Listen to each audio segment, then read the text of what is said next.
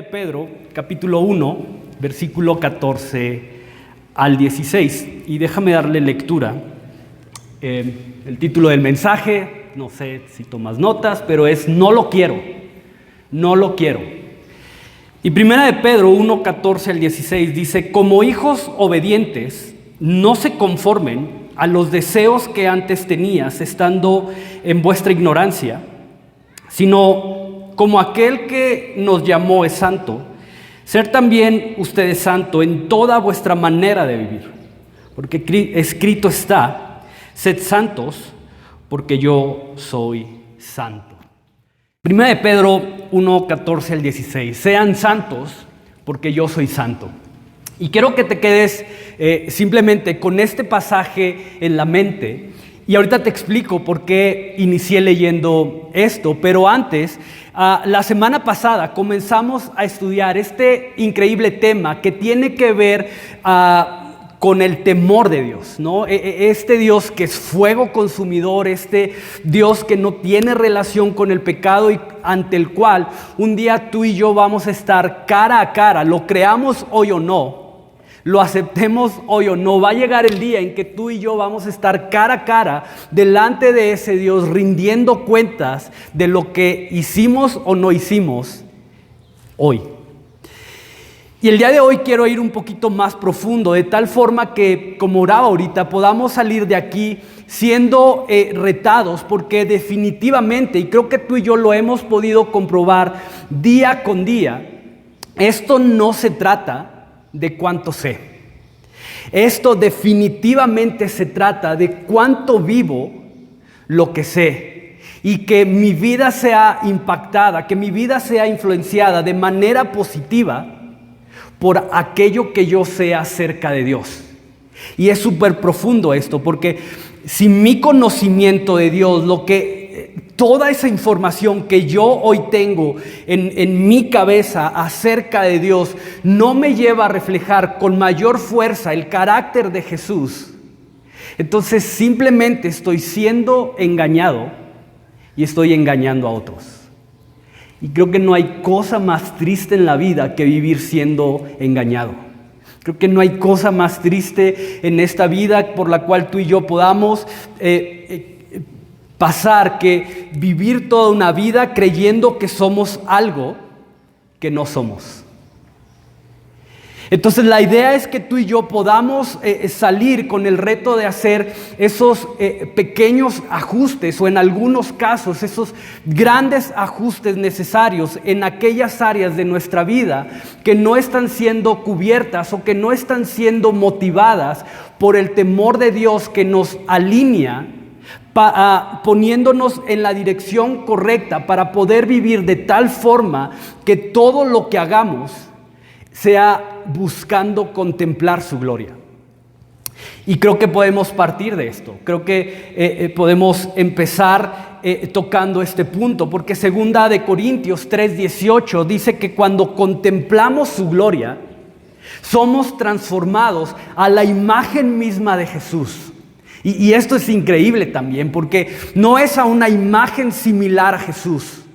No somos transformados a una imagen que representa a Jesús, o no somos transformados a la imagen de los ángeles. No, somos transformados exactamente a la misma imagen de Jesús, porque el mismo Espíritu que habitó en Jesús y que lo levantó de los muertos es exactamente el mismo Espíritu que habita y mora en tu corazón.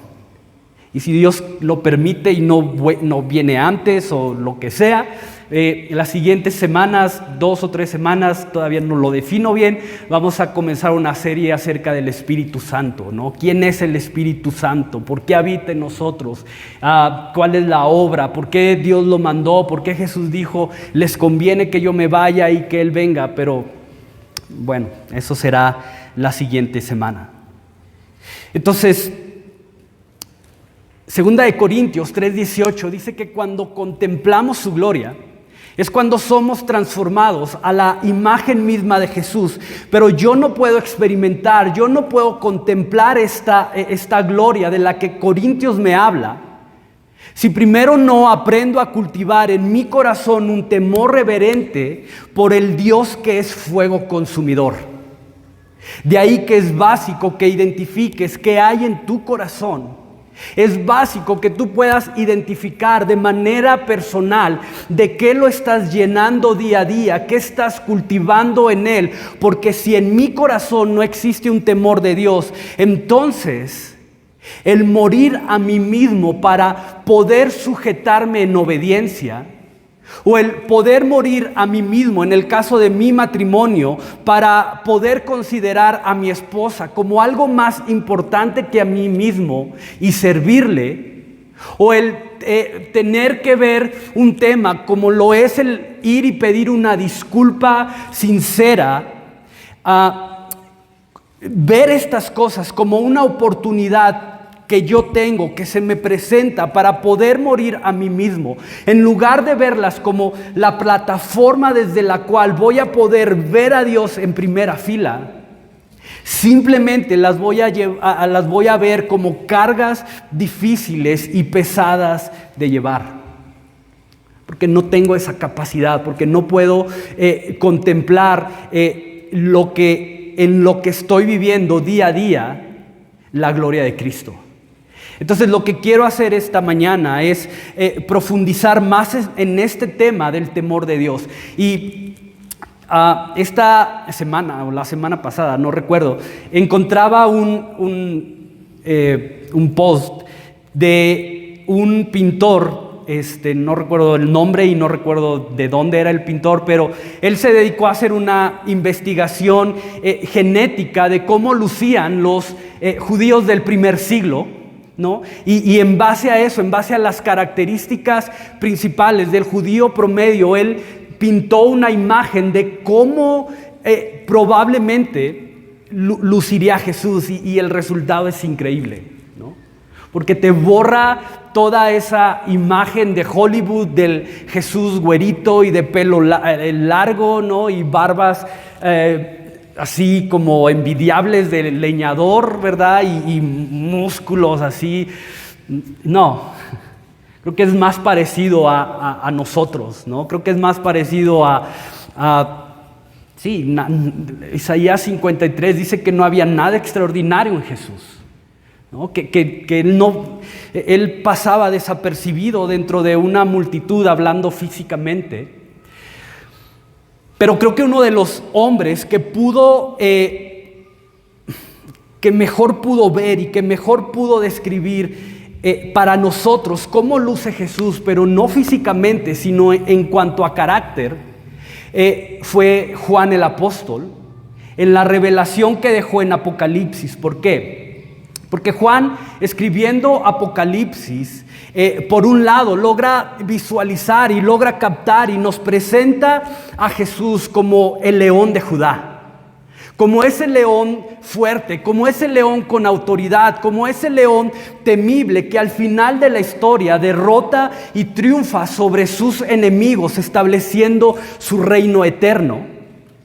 Pero por otro lado nos va a presentar también a un cordero tierno, pero que lleva sobre su piel las marcas de haber sido ofrecido en sacrificio vivo, el cual es digno de ser adorado y de recibir las alabanzas de su pueblo.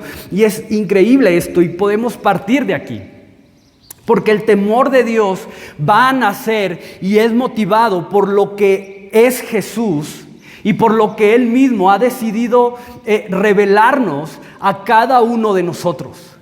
El león temible ante el cual toda rodilla se doblará reconociendo su autoridad, pero al mismo tiempo siendo el cordero que se entregó para pagar el precio por nuestra salvación. Entonces es importante recordar el temor de Dios, y lo vimos la semana pasada, pero quiero simplemente traer esto a la memoria. El temor de Dios, ese temor en el cual Dios se complace, según el Salmo 147, es este terror o miedo reverente que nace de saber quién es Dios y lo que Él ha hecho. Y que un fruto evidente de que tú y yo caminamos en este temor es que tenemos una conciencia de la realidad y del peso del pecado que hay en nuestra vida. Y entonces el pecado ya no se vuelve algo indiferente. El pecado ya no es algo en lo cual me glorío, ya no es algo en lo cual yo presumo, sino que ahora el pecado tiene un peso y entonces busco deshacerme de ese peso. De ahí que es fundamental el que entendamos que el temor de Dios no solo es motivado por el hecho real de saber que Dios es fuego consumidor, que creo que eso mismo, el simple hecho de saber que Dios es fuego consumidor, termina siendo motivo suficiente para tener este terror y que mis rodillas tiemblen al estar delante de Él. No sé cuántos vieron videos de la explosión de Beirut. ¿Los viste?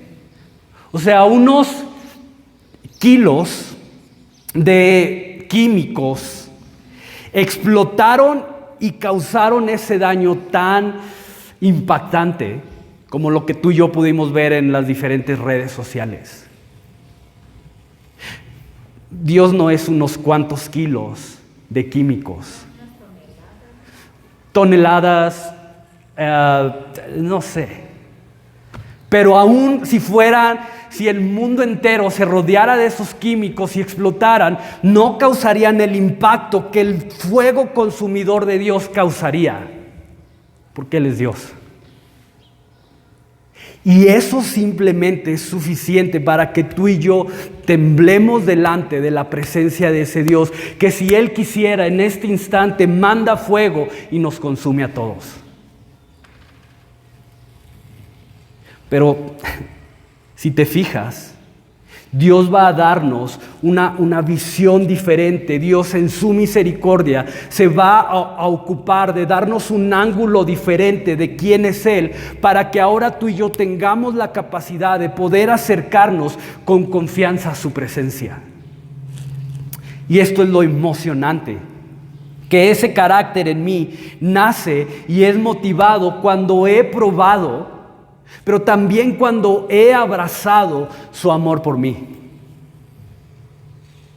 Y sabes, perdón siempre Ginger me dice, ¿por qué hablas de mí en las prédicas? ¿No? Perdón, son los retos de ser la esposa del pastor, ¿verdad Luis? ¿Verdad Marcia? Pero esta semana Ceci posteaba algo como: he probado el amor de Dios y estoy aprendiendo a aceptarlo. Algo así, ¿verdad? Y me siento amada. Porque tú y yo podemos probar el amor de Dios, pero no abrazarlo. Dios puede venir con todas las muestras de su amor, de su misericordia, de su gracia, y simplemente decir, está chido. Pero no abrazar, no atesorar, no traer al corazón ese amor. Pero cuando tú y yo aprendemos no solamente a probar, esto se ve como el amor de Dios. Cuando damos un paso más allá y abrazamos su amor,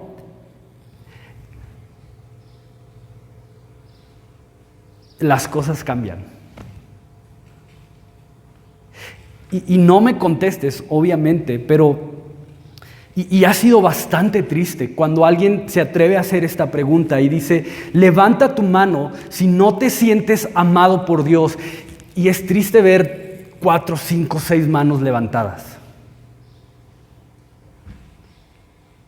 Y sabes, no es porque Él no te ame, es porque tú no has querido dar ese salto y decir, ok Dios, creo que en verdad me amas.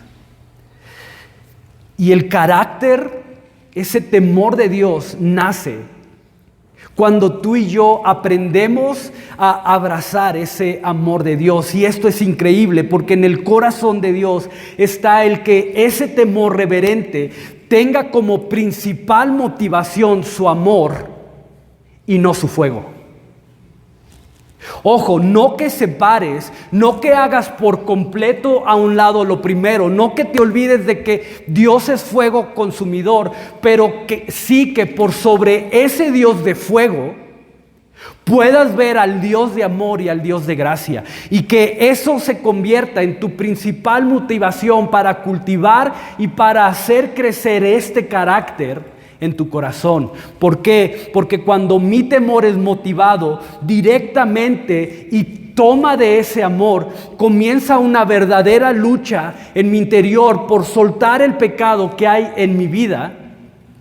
Pero chécate, porque la diferencia es que el anhelo por yo dejar mi pecado no es por evitar el castigo, no es por el temor de que un día me voy a topar cara a cara con el Dios que es fuego consumidor, sino que esta batalla tiene como efecto el saber que soy eternamente amado por un Dios que, aunque pudiera consumirme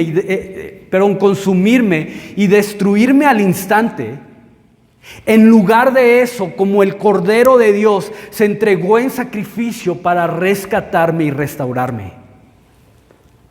Y por eso creo que cuando Juan en su evangelio nos describe lo que ocurre cuando Juan el Bautista ve a Jesús dando sus primeros pasos en el ministerio, pudiendo haber dado cualquier adjetivo, pudiendo haberle dado cualquier otro nombre, no sé, he ahí el Dios que traerá libertad. He ahí el que hará milagros. He ahí el que vino a estar con el quebrantado. He ahí Jesús el que fue enviado por Dios para hacer cosas espectaculares. Véanlo. No, simplemente Juan intencionalmente lo señala diciendo: he ahí el Cordero de Dios que quita el pecado del mundo. El Cordero de Dios, el Cordero que se ofrecería por amor en sacrificio. Y me encanta porque Dios pudo haber hecho simplemente robots o algo parecido y simplemente programarlos para amarle y adorarle. Y creo que su adoración sería mucho mejor que mi adoración.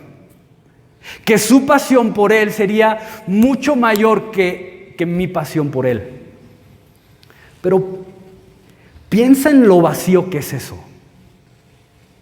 Piensa en lo vacío que sería saber que alguien te ama porque está programado para amarte. ¿Sabes? Una de mis metas en la vida, no sé si puedes llamarle metas, pero es mi meta, es que el día que yo muera, que espero que falte mucho, y le pregunten a Emily, ¿amabas a tu papá? Y que ella responda sí, y que le digan, ¿por qué lo amabas? Creo que lo más triste que yo pudiera escuchar, que ya no lo voy a escuchar, pero lo más triste que ella pudiera decir para mí sería, porque era mi papá. Creo que la respuesta que yo anhelo que ella dé el día que eso pase, o no tengo que morir para que ella responda eso, pero que cuando le preguntes, ¿amas a tu papá? Sí, ¿por qué? Porque era mi amigo. Porque me cuidaba, porque jugaba conmigo, porque se preocupaba por mí, porque cuando me veía triste o cometía un error, no venía y me castigaba luego, sino que se preocupaba y me decía, oye, fallaste en esto, ¿qué pasó? Por eso lo amaba. Y sabes, en el corazón de Dios siempre ha existido la idea de que mi amor por Él sea el fruto de una relación y no de algo que sea simplemente forzado. Y quiero que veas lo que dice Primera de Juan con referencia a esto. Mira lo que dice Primera de Juan 4:18 al 19. En el amor no hay temor, sino que el perfecto amor echa fuera el temor, porque el temor lleva en sí mismo un castigo, de donde el que teme no ha sido perfeccionado en el amor. Nosotros le amamos a Él porque Él nos amó primero. Nosotros le amamos a Él porque Él nos amó primero. Entonces la idea es esta. Únicamente este temor reverente que es motivado por este perfecto amor de Dios es lo que va a provocar en mí un profundo anhelo de entregarme por completo y de vivir para Él. Y el punto es este, porque el vivir para Él involucra el que yo camine siendo un reflejo de la santidad de Dios. Sean santos porque yo soy santo. Y este punto es relevante porque hay pocos imperativos, hay pocos mandamientos que se repitan tanto en el Antiguo como en el Nuevo Testamento. Pero curiosamente, este va a ser uno de ellos. De hecho, Pedro va a voltear a la Torá y va a tomar esta porción para poder hablar a la iglesia. Entonces, chécate el peso de esto, porque el llamado a caminar y reflejar este atributo inagotable, este atributo perfecto de Dios llamado santidad, es parte de los objetivos, es parte del propósito que directamente Dios trazó para su pueblo. Ojo, uno de los propósitos de Dios para su pueblo no es que sean felices, no es que sean libres de aflicción, no es que disfruten de todo lo que tengan, de lo que quieran tener, no. Uno de los propósitos principales de Dios para su pueblo es que camine, es que ande, es que sea un reflejo de su santidad. La pregunta sería, ¿qué es santidad? ¿No? Si soy llamado a caminar y ser un reflejo de santidad, debo tener un correcto entendimiento simplemente de qué es eso. La palabra santidad, de manera técnica, podemos definirla como la separación, el alejamiento o la desunión de todo lo que pondrá en mí una mancha de pecado. Déjame repetirlo: la separación, alejamiento o desunión de todo lo que pondrá en mí una mancha de pecado. Y déjame poner un ejemplo para tratar de entender mejor esto. Cuando recién empezaba este tema del COVID y del confinamiento y del usa tapabocas y todavía estábamos como muy en pañales en cuanto a información de qué era y todo eso. Estaba en Walmart, ¿no? Y obviamente como no sabes la dimensión o no entiendes muy bien la dimensión de esto, había quienes lo minimizaban y decían, ay, no hombre, es un simple virus, no va a pasar nada. Pero había el otro polo opuesto que era como así, exagerado, ¿no? Donde no salían de su casa, iban y compraban papeles de rollo, yo no sé para qué, ¿no? Pero estando en uno de los pasillos de Walmart, si has ido a Walmart sabes que los pasillos son largos. Un señor estaba casi en un extremo, yo estaba hasta el otro extremo, teníamos bastante separación, pero había una señora en medio, ¿no? Más o menos. Entonces el señor que está acá empieza como, ¿no? Sí, una tos fea. O sea, no era como, no, la verdad sí se oyó bastante dramática su voz. Pero la señora que estaba en medio del pasillo, su hijo, no sé, no me fijé, pero alguien que estaba con ella, estaba un poquito más cerca al señor y le grita, hazte para acá, escucha cómo está tosiendo ese señor, ¿no? Y yo me sentí mal por el Señor, porque pues ni siquiera tuvo la decencia de, no, o sea, así como si, no sé, me dio risa, pero bueno, ese es otro tema. Pero así, como vente para acá, córrele, escucha cómo está tosiendo. Y la señora agarra su carrito y se va y vámonos, ¿no? Y eso es santidad. La santidad es caminar en la dirección que me va a llevar lo más lejos posible de aquello que va a poner en mí una mancha de pecado. Simplemente es así. Si esto que voy a hacer, si esto que voy a ver, si esto que voy a escuchar, si esto que voy a decir me va a llevar a pecar, entonces mejor me alejo. No lo quiero. Porque en respuesta al amor, y ojo, en respuesta al amor, no por obligación, no porque qué miedo que Dios me consuma, sino en respuesta al amor con que he sido amado, entonces no quiero ningún vínculo, no quiero tener relación con cosas que me van a llevar a pecar. Y es interesante esto, porque a medida que se vaya desarrollando en mí una profunda santidad, también se irá formando una convicción de que no hay pecado, por más atractivo, por más placentero, por más agradable, por más ingenuo que parezca o que se me presente, que se compare al gozo que hay en mi alma de ser un reflejo de la santidad de Dios. Y ojo, y escucha esto, porque la verdadera santidad va a ser puesta y se va a reflejar verdaderamente cuando no hay alguien presente que pueda verme y señalar mi comportamiento. La verdadera santidad va a ser puesta a prueba y verdaderamente va a ser reflejada cuando estoy solo.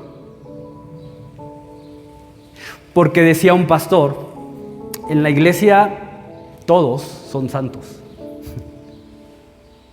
Pero en la soledad, cuando nadie nos está viendo o cuando no hay alguien que sabemos que nos va a ver y nos va a decir, oye, ¿por qué estás haciendo eso? Ahí es el verdadero reto.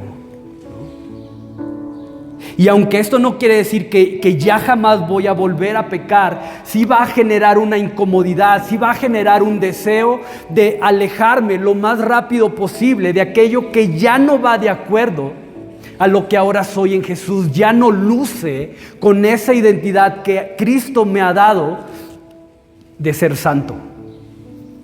Y la idea es esta, porque la santidad me va a llevar a amar, la santidad me va a llevar a deleitarme en aquello que Dios ama y se deleita, pero al mismo tiempo me va a llevar a aborrecer y alejarme de aquello que Dios aborrece y se aleja. Y creo que lo hemos mencionado varias veces aquí, pero ante el pecado, Dios se aleja, lo destruye, o lo redime, lo rescata. No hay más. Dios no lo deja pasar. O simplemente lo consume en un instante, o se aleja de él, o lo rescata. Y hoy tú y yo tenemos esa posibilidad. Hoy Dios ofrece su rescate. No ofrece distancia, no ofrece consumirnos.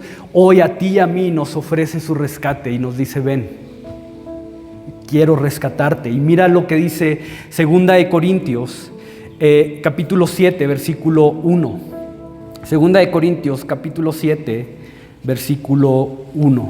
Así que, amados, puesto que tenemos tales promesas, limpiémonos de toda contaminación de carne y de espíritu, perfeccionando la santidad en el temor de Dios.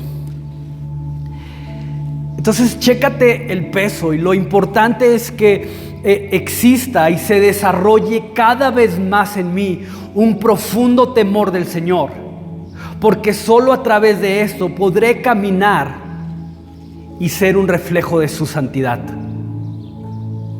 Y el reto es este: El reto es de manera individual, pero también como cuerpo, el que tú y yo podamos desarrollar de manera profunda un temor del Señor que nos lleve a ser un reflejo de la santidad del Dios Santo que nos amó, del Dios Santo que nos llamó, del Dios Santo que nos predestinó para un futuro lleno de gloria a su lado.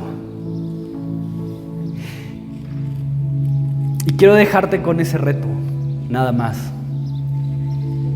¿Cómo estás en santidad? ¿Quién eres tú cuando verdaderamente estás solo? ¿Quién eres tú cuando no hay alguien que te está viendo? ¿Quién eres tú cuando no hay alguien que te diga eso no? Y como te decía anteriormente, hoy tú y yo tenemos la oportunidad de correr a los brazos del Padre para recibir redención, para recibir salvación. Pero va a llegar el día en que en lugar de eso va a haber el fuego consumidor del Dios Santo. Y yo estoy feliz, porque hoy yo me lavo las manos y ya no hay ese peso en mi conciencia de decir, es que nunca les hablé de esto. Entonces ya es tu decisión. ¿Qué vas a hacer? ¿Vas a correr al Padre? ¿Vas a procurar cultivar ese temor del Señor para que cuando ese día llegue escuches, bien siervo fiel, vas al gozo de tu Señor? O apártate de mí porque no te conocí. Dios, gracias te doy esta mañana, porque tú eres bueno, porque pudiendo consumirnos en este instante por la dureza de nuestros corazones, hoy te levantas como el Cordero inmolado, como el Cordero que vino a quitar el pecado del mundo, a ofrecernos salvación. Y extiendes tus manos, esas manos que llevan en su piel las huellas de haber sido ofrecido como sacrificio, para que hoy tengamos la capacidad de correr, de acercarnos delante de tu presencia y pedirte perdón por nuestros pecados y decir, Señor, perdóname. Personalmente sé que no he actuado con integridad como tú demandas que lo hagamos. Pero también sé que tu sangre preciosa hoy ha cubierto, Señor. Y que solamente por eso, si hoy tú me llamas a cuenta, yo estaré delante de ti, sintiendo tu abrazo y no la distancia que provocaría mi pecado, pero solamente por ti.